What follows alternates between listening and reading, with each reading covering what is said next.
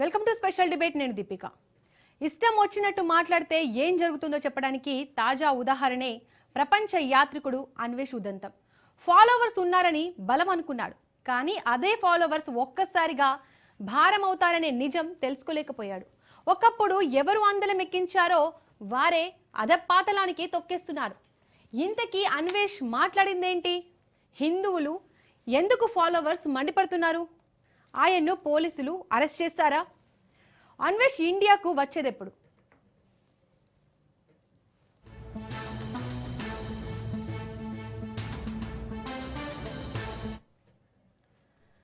YouTuber Anvesh చుట్టూ ఉచ్చు బిగిస్తోంది.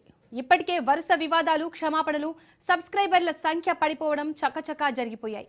అయితే గరికపాటిపై యుద్ధం అంటూ మరో వివాదంలో చిక్కుకున్న అన్వేష్ పై తెలంగాణ మహిళా కమిషన్ కు పలు ఫిర్యాదులు అందినట్లు తెలుస్తోంది. ఆ ఫిర్యాదుల్లో మహిళలపై అవమానకరంగా, అసభ్యంగా వ్యాఖ్యలు చేసినట్టు ఆరోపణలు ఉన్నాయి. మహిళలను వస్తువుల్లా చూపిస్తూ కంటెంట్ ను ప్రసారం చేశాడని బాధితులు కమిషన్ దృష్టికి తీసుకొచ్చినట్లు తెలుస్తోంది. భక్తుల మనోభావాలు దెబ్బతీసేలా అసభ్యకర వ్యాఖ్యలు చేసినట్లు కూడా మహిళా కమిషన్ గుర్తించింది.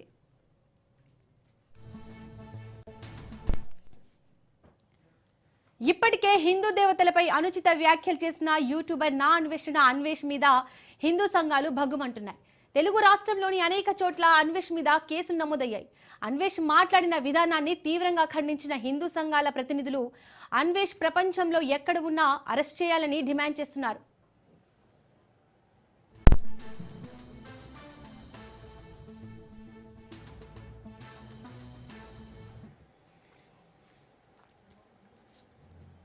తనను పోలీసులు ఏది అడిగినా దానికి సమాధానం చెబుతానని, చట్టపరంగా, న్యాయపరంగా ముందుకెళ్తానన్నారు అన్వేష్. విదేశాలలో ఉన్నప్పటికీ ఇండియన్ సిటిజనేనని ఆయన స్పష్టం చేశారు. చిన్నప్పటి నుండి వినాయకుడి గురించి, భగవద్గీత గురించి ఎన్నో చెప్పానని గుర్తు చేశారు. ఇక దీనికి సంబంధించి మరింత విశ్లేషణను అందించడానికి హిందూ పరిషత్ నాయకులు డాక్టర్ జి వెంకటేశ్వరరాజు ఉన్నారు. వారితో మాట్లాడదాం. నమస్తే సార్. సార్, అసలు ఈ నాన్వేషణ ఇష్యూ ఎక్కడ స్టార్ట్ అయిందంటే, శివాజీ గారు ఒక మూవీ ప్రమోషన్లో చేసిన వ్యాఖ్యలు, ఆడవాళ్ళు బయటికి వచ్చినప్పుడు చక్కగా చీర కట్టుకొని రండి, ఇబ్బంది పడకుండా ఉంటారు అని చేసిన వ్యాఖ్యల నుండి స్టార్ట్ అయింది. దానితో శివాజీ వర్గము, ఇటు అనసూయ వర్గం రెండుగా విడిపోయి ఎవరి అభిప్రాయాలు వాళ్ళు తెలియజేస్తున్న తరుణంలో ఈ నాన్వేషణ అన్వేష్ వచ్చి ఆయన ఆ ఒపీనియన్ని చెప్పి వెళ్ళిపోకుండా మన హిందూ దేవతలపై దూషించడం జరిగింది. అసలు ఈ నాన్వేషణ అన్వేష్ హిందువా కాదా, లేక హిందువుగా ఉండి వేరే మతంలోకి మారి ఇలాంటి వ్యాఖ్యలు చేస్తున్నారని చాలా మంది అభిప్రాయపడుతున్నారు. మీరేమంటారు? అది నిజమే అమ్మా. అసలు యాక్చువల్గా అనసూయ అనేటువంటి ఆమె పేరు ఎప్పుడు తీయలే ఆయన, శివాజీ గారు. ఒకసారి అందరినీ జనరలైజ్ చేసి అతను మాట్లాడినటువంటి మాటలు అవి. ఫ్యాక్ట్ చెప్పాలంటే అసలు ఆమెకు ఎందుకు పొడుచుకొచ్చిందో ఏమో అర్థం కాదు. రియల్గా చెప్పాలంటే మనం ముందు నుంచి మాట్లాడదాం విషయం. ఇంకొకటి ఏంటంటే, ఆమె మాట్లాడినటువంటి ఇప్పుడు ఎవరైతే ఏదైతే పనులు చేస్తారో, ఎవరైతే ఏ పనుల మీద వాళ్ళు ఉంటారో, ఆ పనులు ఏవైతే ఉంటాయో వాటికి తగ్గ తార్కాణమే బయట ప్రజలు చూపిస్తారు. వాళ్ళ యొక్క హావభావాలు కూడా ఉంటాయి. ఒక చిన్న ఉదాహరణ చెప్తాను. ఎప్పుడో సిల్క్ స్మిత ఒక విషయం చెప్తున్నాను. ఆమె ఎలాంటి డ్యాన్సులు చేసేదో, ఎలాంటి చేసేదో మన అందరికీ తెలుసు. అయితే ఒకసారి జనరల్గా ఆమెను ఓపెనింగ్ సెరమనీకి ఒకదానికి పిలిస్తారు. పిలిస్తే ఎంత గందరగోళం చేశారంటే, ఎవరు ఆమె ఫాలోయర్స్ అంటే చెప్తున్నాను, ఎంత దారుణంగా చేశారంటే ఆమెను గుంజడం చేయడం అటువంటివి చేస్తే ఇమ్మీడియట్గా అదంతా క్యాన్సిల్ చేసుకొని పరిగెత్తుకెళ్ళింది. మన నిధి అగర్వాల్ కూడా అదే పరిస్థితి. నిధి అగర్వాల్ పరిస్థితి ఒకవేళ ఇప్పుడు ఎటువంటి పరిస్థితులలో వాళ్ళు ఏ విధంగా చేస్తున్నారో దాని యొక్క తార్కాణమే దానికి దర్పణంగానే వాళ్ళ యొక్క ఫాలోవర్స్ చేస్తారు. విషయం చెప్తాను, సమాజంలో ఉండేటువంటి భావన కూడా అదే విధంగా ఉంటుంది. అయితే ఇవాళ ఆయన అన్నటువంటి మాటలు తప్పులేదు, 100% కరెక్ట్. అది ఆయన ఏమన్నాడు, ఇండైరెక్ట్గా అన్నాడు. ఇండైరెక్ట్గా ఒకవేళ కనుక మీరు ఇటువంటి డ్రెస్సులు కనుక వేసుకొస్తే ఈ ఇటువంటిది వేసుకొచ్చిందే అని మనసులో అనుకుంటారు, కానీ పైకి చెప్పలేరు పాపం అని చెప్పేసి అన్నాడు ఆయన. అంటే ఇండైరెక్ట్గా అన్నాడు. సరే, తప్పో ఒప్పో ఏదో అన్నాడు. అన్న తర్వాత అతను ఏం చేశాడు, మహిళా కమిషన్ ముందు అతను ఒప్పుకున్నాడు. నేను అమ్మ ఏదైతే మాటలు మాట్లాడినా ఒకవేళ కనుక అది తప్పైతే నేను క్షమించమని అడుగుతున్నాను అని చెప్పేశాను. ఇప్పుడు నేను ఇంకొక విషయం చెప్తాను. ఇవాళ మహిళా కమిషన్ కూడా నేను అడుగుతున్నాను. నేను ఇవాళ ఇటువంటి ఎన్నో జరుగుతున్నాయి. ఇవాళ కాలేజీలలోకి వెళ్ళి వాళ్ళను నరికి వచ్చేటువంటి పరిస్థితి, కాలేజీలలోకి వెళ్ళి యాసిడ్ పోసి వచ్చేటువంటి పరిస్థితులు, కాలేజీలలోకి వెళ్ళి కొట్టి వచ్చినటువంటి పరిస్థితి. మరి అటువంటి ఎందుకు సుమోటోగా తీసుకోరు వీళ్ళు? అవి గడపడా వీళ్ళకు? ఇవాళ ఇది ఏదో ఆయన మాట్లాడినంత మాత్రాన జనరలైజ్ చేసి నా తల్లి అన్నారు వారు విషయం చెప్తున్నారు. అయితే ఇవాళ ఇతను కూడా అన్వేషణ కూడా ఒక విషయం ఏంటంటే అతను కూడా ఖండకావరం బలుపుతో ఉన్నాడు అతను. రియల్గా చెప్పాలంటే ఎందుకు ఆ మాట అంటున్నానంటే, what ever it may be, విషయం చెప్తున్నాను. ఎందుకు అంటున్నానంటే, వాడికి సబ్స్క్రైబర్స్ పెరిగారు, లక్షలాది సబ్స్క్రైబర్స్ వచ్చే వరకు వాడికి ఆ భావన అనేటువంటిది తట్టుకోలేకపోయాడు. వాడు పోయి ఇష్టం వచ్చినట్టు మాట్లాడడం మొదలుపెట్టాడు. ఎవరు పెద్ద లేదు, చిన్న లేదు, మంచి లేదు, చెడు లేదు, ఇష్టం వచ్చినట్టు మాట్లాడడం మొదలుపెట్టాడు. దేవీ దేవతల మీద కూడా అదే విధంగా మాట్లాడాడు. ఇవాళ ద్రౌపది అంటే ద్రౌపదిని రేపు చేసిండట. వాడికి ఏమైనా తెలుసా? అసలు భారతం తెలుసా? భాగవతం తెలుసా? ఇతిహాసాలు తెలుసా? వాడికి ఏమైనా రామాయణం తెలుసా? ఏం తెలుసని వాడు ఆ విధంగా కామెంట్ చేశాడు. పాపం వారి మీద ప్రవచనకారుడు వారి మీద కూడా గరికపాటి గారి మీద కూడా అనేకమైనటువంటి మాటలు మాట్లాడాడు. వాడు ముసలాయన ఎవడు, వాడు ఏంటి, వాని యొక్క స్ట్రేచర్ ఏంటి, వాని హోదా ఏంటి, వాని పరిస్థితి ఏంటి, వాడి మొహం చూస్తే అసలు చూడబుద్దే కాదు వాడికి. విషయం చెప్తున్నాను, నా ఫ్యాక్ట్ చెప్తాను. వాడు ఎవరిని పడితే వారిని అనడమేనా అసలు విషయం? ఇంకొక విషయం చెప్తాను. ఇవాళ సబ్స్క్రైబర్స్ పెరిగినంత మాత్రాన వాడికి ఏమొచ్చింది? వాడికి ఇవాళ మొత్తం సబ్స్క్రైబర్స్ అంతా కూడా అతనికి ఎగరెస్ట్ అయిపోయారు. వితిన్ 4 days లోపల లక్షలాది సబ్స్క్రైబర్స్ వాళ్ళు వెనక్కి తీసేసుకున్నారు. వాళ్ళు ఇప్పుడు ఏది చాలా రిపోర్ట్ కూడా ఇచ్చారు, అంటే కంప్లైంట్స్ కూడా ఇచ్చారు పోలీస్ స్టేషన్లలో. వీడేదో మేము మంచిగా అనుకున్నాం, ఏదో ప్రపంచం అంతా చూపెడుతున్నాడు మాకు, సరే ఏదో చూస్తున్నాం అనేటువంటి భావనతో వాడిని మేము సబ్స్క్రైబ్ చేసుకున్నాం. కానీ ఇటువంటి లుచ్చాగాడని చెప్పేసి మాకు తెలిస్తే మేము ఉండేవాడు. ప్రతి ఒక్కరు కూడా చెప్తున్నారు ఇవాళ, ప్రతి ఒక్కరు కూడా అంటున్నారు ఇవాళ ఆమె పరిస్థితి ఏంది? విషయం ఏంటంటే ఒక డైలాగ్ అన్నది ఆమె తెలుసా? అంటే త్రాగితేనే మీకు కిక్ వస్తుందా? అంటే నా పేరు చెప్తే తన పేరు అని నా పేరు చెప్తే కిక్ రాదా అని అడగడం ఏంటండి? అది ఏమన్నా మనిషా? అంటే దానికి అక్క చెల్లెళ్ళు, తర్వాత భర్త, తర్వాత తల్లి తండ్రులు వాళ్ళందరూ లేరా? అసలు వాళ్ళు చూస్తలేరా? అది వాళ్ళు ఏమనుకుంటున్నారు? అటువంటి బిడ్డను కనడం అనేటువంటిది ఆ బిడ్డను కన్నందుకు వాళ్ళు సిగ్గుపడాలి నిజంగా చెప్పాలంటే. అసలు ఈ భారతదేశం అంటే ఏంటమ్మా? ఎత్ర నార్యంతు పూజ్యంతే రమంతే తత్ర దేవతాః. ఎక్కడైతే ఆడబిడ్డలు, ఎక్కడైతే ఆడపడుచులు ఎవరైతే పూజింపబడతారో అక్కడ దేవతలు ఉంటారని చెప్పి మనం నమ్ముతాం భారతదేశంలో. ఇది వేదభూమి, ఇది కర్మభూమి, ఇది యజ్ఞభూమి, ఇది మనం ఆధ్యాత్మికంగా ఓలలాడుతున్నటువంటి ఈ యొక్క భారతదేశము, ప్రపంచానికి దిక్సూచిగా ఉంటున్నటువంటి ఈ యొక్క భారతదేశము ఇవాళ చతుర్వేదాలు, ఇవాళ అనేకమైనటువంటి మన భారతదేశంలో ఉండేటువంటి ఆధ్యాత్మికమైనటువంటి ఏదైతే స్థలాలు ఏవైతే ఉన్నాయో వాటన్నిటితో అలలాడుతున్నటువంటి ఈ యొక్క భారతదేశంలో ఇటువంటి చిల్లర వాళ్ళు ఏంటంటే విషయం చెప్తున్నాను. ఇంకొక విషయం ఏంటంటే ఇవాళ ఒక స్టేటస్లో ఉన్నప్పుడు వాళ్ళ యొక్క ఇప్పుడు అన్వేషిస్తున్నాడు వాడికి సబ్స్క్రైబర్స్ ఉన్నారు. వాడు ఒక మాట్లాడితే ఇంతమంది సబ్స్క్రైబర్స్ మీద ఆ యొక్క ప్రభావం పడుతుంది, 100% ప్రభావం పడుతుంది. కాబట్టి వాడు ఆచి తూచి మాట్లాడవలసినటువంటి అవసరం ఉంది. అందుకొరకే పెద్దలు అంటారమ్మా, ఎదిగితే ఒదగాలని. ఎంత ఎదిగితే అంత ఒదిగి ఉండాలి, అప్పుడే నువ్వు పైకి వస్తావురా అని చెప్తారు పెద్దవాళ్ళు. అది వాడికి ఆ ఇంగిత జ్ఞానం కూడా లేదు వాడికి. అంతమంది సబ్స్క్రైబర్స్ పెట్టుకొని అన్ని దేశాలు తిరిగి వచ్చి అన్ని దేశాలలో ఉంటూ అంతమందితో వాడు కాంటాక్ట్ పెట్టుకొని ఇవాళ ఆ మాట మాట్లాడిందంటే వాడు ఏంటన్నట్టు, వాడి యొక్క మెంటాలిటీ ఏంటో ఒకసారి అర్థం చేసుకోండి విషయం చెప్తున్నాను. కాబట్టి నేను అనేది ఏంటంటే మన సమాజం కూడా కొంచెం అంటే ఆలోచించాల్సినటువంటి అవసరం ఉంది. మనం ఎవరిని పైకి తెస్తున్నాము, ఎవరి గురించి మనం అది చేస్తున్నాము, ఎవరి గురించి మాట్లాడుతున్నాము, వాళ్ళు ఎవరు ఏంటి, వాళ్ళ యొక్క పూర్వాపరాలు ఏంటి, వాడి మనస్తత్వం ఏంటి అనేటువంటిది కూడా గ్రహించాల్సినటువంటి అవసరం ఈ యొక్క సబ్స్క్రైబర్స్ మీద కూడా ఉంది. సరే వాళ్ళ నిజంగా కూడా అప్రిషియేషన్ ఏంటంటే వాళ్ళు చాలామంది విత్డ్రా చేసుకున్నారు, సబ్స్క్రిప్షన్ విత్డ్రా చేసేసుకొని చాలామంది ఆయన మీదనే మళ్ళీ అదే సబ్స్క్రైబర్స్ ఆయన మీద కంప్లైంట్స్ ఇస్తున్నారు. ఇవాళ చాలా కంప్లైంట్స్ వచ్చాయి అతని మీద. తర్వాత ఇంకొకటి కూడా సజ్జనార్ కూడా కమిషనర్ సజ్జనార్ కూడా మొన్న చాలా సీరియస్గా 3 సెక్షన్స్ మీద 256 సంథింగ్ సెక్షన్స్ ఉన్నాయమ్మా. ఆ సెక్షన్స్ మీద అది బుక్ చేస్తాం మేము, అతన్ని ఇంటర్పోల్లో కూడా పెడుతున్నాము, వాళ్ళు ఒకవేళ అవసరమైతే వాడిని తీసుకొచ్చేటువంటి ప్రయత్నం కూడా చేస్తాము అని చెప్పేసి 100% మేము దాని మీద సీరియస్గానే ఉన్నామని చెప్పేసి సజ్జనార్ గారు చెప్పారు.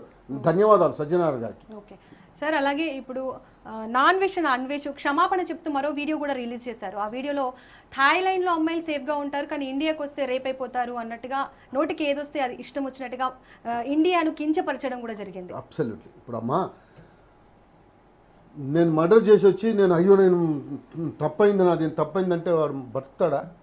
మాట జారితే, నోరు జారితే, మాట జారితే మళ్ళీ రాదమ్మా. అది విషయం చెప్తున్నాను. వాడు ఏం చెప్పినా ఏం చేసినా దానికి ఫలితం వాడు అనుభవించాల్సిందే. ఇవాళ ఏమంటున్నాడు అదే విషయం ఏంటంటే, అరే దేవీ దేవతల మీద కూడా ఇష్టం వచ్చినట్టు వాడు కాంప్లైంట్ అది ఏది కాంట్రవర్షియల్గా మాట్లాడాడు. అంతేకాకుండా భారతదేశానికి వచ్చిన ఎన్ని రేపులు అయినట్టే వాడికి ఏమైనా తెలుసా? వాడికి తెలుసా అసలు యాక్చువల్గా? అమెరికాలో ఏం జరుగుతుంది, రష్యాలో ఏం జరుగుతుంది, తర్వాత జపాన్లో ఏం జరుగుతుంది, జర్మనీలో ఏం జరుగుతుంది, బంగ్లాదేశ్లో ఏం జరుగుతుంది, పాకిస్తాన్లో ఏం జరుగుతుంది, వాళ్ళ ఆఫ్ఘనిస్తాన్లో ఏం జరుగుతుంది, వాళ్ళు ఆ యొక్క ఆడవాళ్ళకి ఇచ్చేటువంటి గౌరవం ఎంత, మన దేశంలో ఆడవాళ్ళకి ఇచ్చేటువంటి గౌరవం ఎటువంటిది అనేటువంటిది దానికి ఏమైనా అవగాహన ఉందా వాడికి? నేను వాడికి అంటున్నాను, 100% అంటాను నేను. ఎందుకంటే give respect and take respect. సమాజానికి మనము రెస్పెక్ట్ ఇస్తే ఆ సమాజం మనకు రెస్పెక్ట్ ఇస్తుంది, రిసీవ్ చేసుకుంటాడు. బంతి ఎంత స్పీడ్గా కొడితే అంత స్పీడ్గా మళ్ళీ వెనుక వస్తుంది బంతి.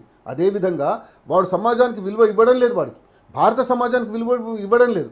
భారత సమాజం కూడా గ్రహించాల్సినటువంటి అవసరం ఉంది ఇవాళ ముఖ్యంగా స్త్రీలు గ్రహించాల్సినటువంటి అవసరం ఉంది ఇవాళ అనేక మంది ఒకటమ్మా, ఇవాళ ఒక విషయం చెప్తాను.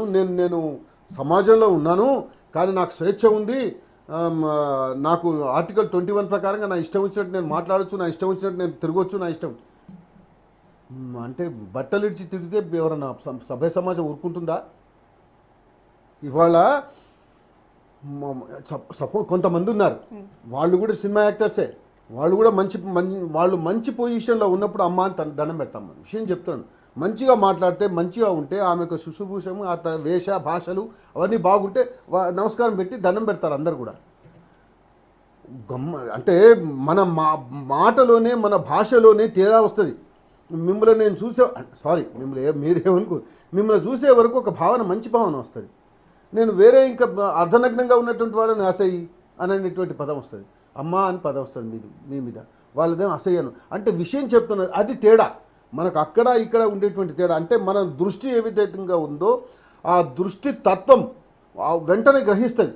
ఎవరు ఎట్లా ఉన్నారు, ఏ విధంగా ఉంది, ఏ విధంగా ఆమె నడవడిక ఉంది అనేటువంటిది మనం గ్రహించినప్పుడు దాన్ని తప్పకుండా మన నోటి ద్వారా అది తప్పకుండా వెలువడుతుంది.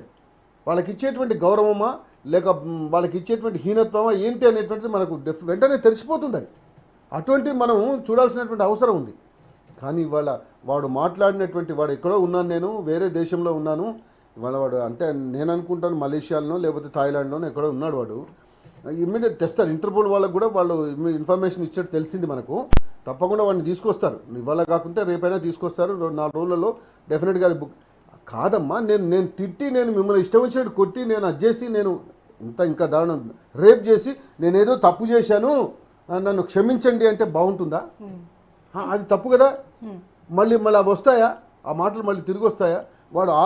వాడు అంతమంది సబ్స్క్రైబర్స్ ఉన్నటువంటి వాడు తర్వాత అన్ని దేశాలు తిరిగినటువంటి వాడు అక్కడ ఏం నేర్చుకున్నాడు వాడు? అసలు భారతదేశంలో పుట్టి భారతదేశంలో పెరిగి వాడు భారతీయ తత్వాన్ని, భారతీయ కల్చర్ను, భారతీయ ట్రెడిషన్ను ఆయన ఎక్కడి నుంచి వచ్చాడో ఆ రూట్స్ మర్చిపోయి ఇష్టం వచ్చినట్టు మాట్లాడడం అనేటువంటిది వాడి నోటికే, వాడు ఏం ఆలోచన లేకుండా టక అనేస్తున్నాడు వాడు. మనం చూస్తాం కదా అసహ్యం. సోషల్ మీడియాలో కూడా సార్, అంటే లాంగ్వేజ్ ఆఫ్ లిబర్టీ ఉండడం వల్ల ఇష్టం వచ్చినట్టు మాట్లాడుతున్నారు. ఈ లాంగ్వేజ్ ఆఫ్ లిబర్టీకి సోషల్ మీడియాలో ఏమైనా రిస్ట్రిక్షన్స్ వస్తే బాగుంటుంది? 100% రిస్ట్రిక్షన్స్ ఉన్నాయి, ఇప్పటికీ కూడా రిస్ట్రిక్షన్స్ ఉన్నాయి. ఇంకో విషయం చెప్తా మీకు, కొన్ని వీడియోస్ గవర్నమెంట్ తీసేస్తుంది, సెన్సార్ ఉంది వాటికి కూడా.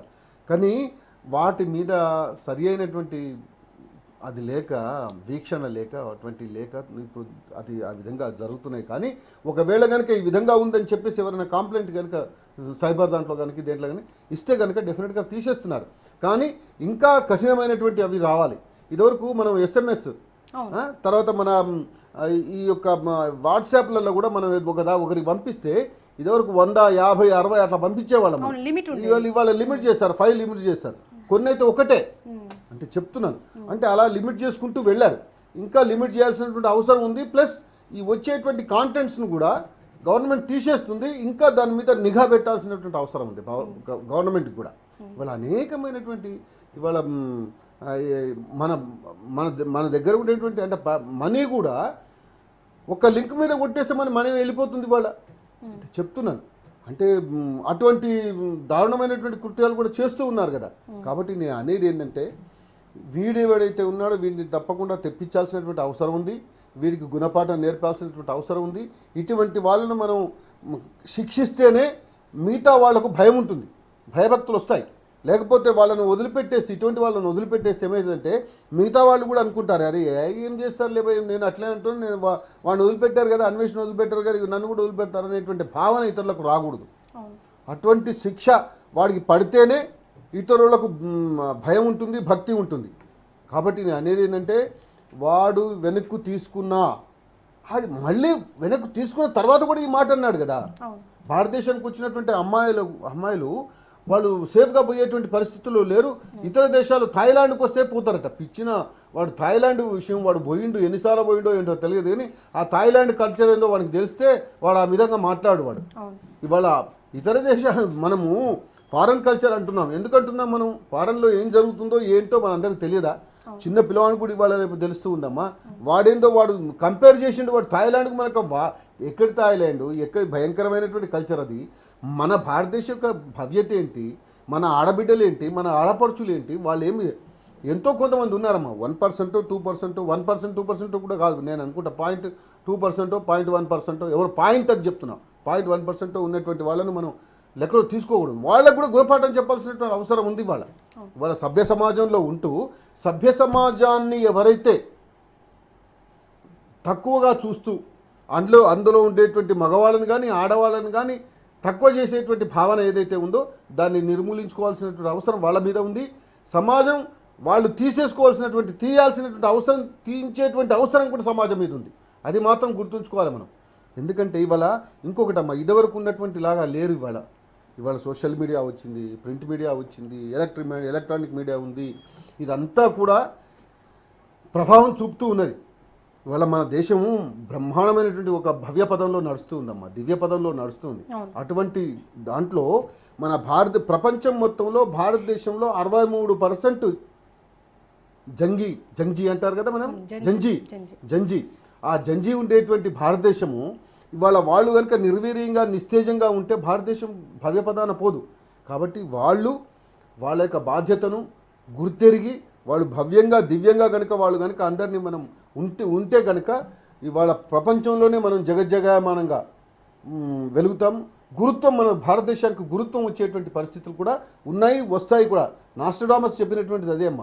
నాస్ట్రడామస్ కూడా అతను ఇచ్చినటువంటి ఆ యొక్క ఆస్ట్రాలజీలో భారతదేశం ఒక భవ్యమైనటువంటి దివ్యమైనటువంటి దేశంగా ఇది పెంపొందుతుంది అని చెప్పినటువంటి వాక్యాలు అందులో ఉన్నాయి. కాబట్టి డెఫినెట్గా భారతదేశం ఒక భవ్య పదంలో నడుస్తుంది. మనం కానీ ఇటువంటి వాళ్ళని మాత్రం శిక్షించాల్సినటువంటి అవసరం సమాజం మీద ఉంది, ప్రభుత్వం మీద కూడా ఉంది. ప్రభుత్వం ప్లస్ సమాజం రెండు కలిస్తేనే అటువంటి వాళ్ళను మనం కంట్రోల్ చేస్తాం. లేకపోతే కంట్రోల్ చేసేటువంటి పరిస్థితులు ఉండవు వాళ్ళకు. ఇవాళ ఈ మాట అంటాడు, రేపు ఇంకో మాట అంటాడు, రేపు దేశాన్ని అంటాడు, రేపు ఇంకోటి అంటాడు. విషయం చెప్తాడు. కాబట్టి అటువంటిది రాకుండా చూడాల్సినటువంటి అవసరం సమాజం మీద ఉంది, సభ్య సమాజం మీద ఉంది, తర్వాత గవర్నమెంట్ మీద కూడా ఉంది. తప్పకుండా వాడి మీద చర్య తీసుకోవాల్సినటువంటి అవసరం నేను మరొక్కసారి గవర్నమెంట్కి చెప్తున్నాను. తర్వాత ఆడపడుచులకు కూడా నేను చెప్పాల్సినటువంటి ఒక విషయం ఏంటంటే అమ్మా, మీరందరూ కూడా భారతదేశంలో ఉన్నారు. ఈ పవిత్రమైనటువంటి భారతదేశం ఇతర దేశాల నుండి వచ్చినటువంటి స్త్రీలు వాళ్ళు కట్టుబొట్టు మార్చుకొని మన భారతదేశంలో ఉండేటువంటి ఋషులకు, పీఠాధిపతులకు శిష్యులకం చేస్తూ భవ్యంగా వాళ్ళు ఉన్నటువంటి పరిస్థితి. కాబట్టి మనం అందరం కూడా దాన్ని గమనించి మనం అందరం ఇటువంటి వాళ్ళకి శిక్ష పడేటువంటి పరిస్థితి తీసుకురావాలని చెప్పేసి నేను మరొకసారి మనవి చేస్తూ నాకు రాజ్ న్యూస్ వారు ఇచ్చినటువంటి యొక్క thank you so much Venkateswara Raju గారు. Thank you so much for joining us. So ఇదండి ఇవాళ special debate. Keep watching Raj news.